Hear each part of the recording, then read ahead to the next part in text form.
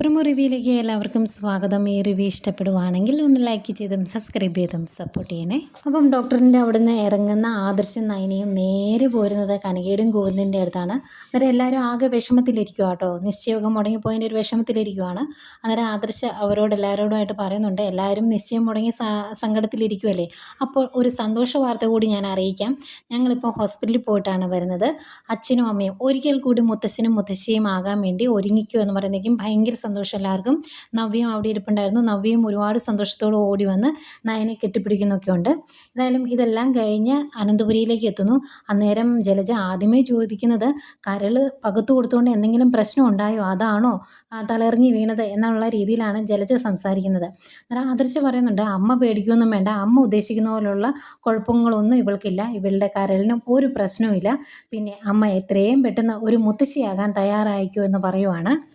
അത് കേൾക്കുന്ന ദേവയാനിക്ക് ഭയങ്കര സന്തോഷം. ഓടി വന്ന് നയനെ കെട്ടിപ്പിടിച്ചൊരു ഉമ്മയൊക്കെ കൊടുക്കുന്നുണ്ട്. പക്ഷേ ഇത് കേൾക്കുന്ന ജാനകിയുടെയും ജലജയുടെയും മുഖം അങ്ങ് മങ്ങിപ്പോകും കേട്ടോ. എന്തായാലും ഇതൊക്കെയാണ് പ്രൊമോ വിശേഷങ്ങളായിട്ട് കാണിച്ചത്.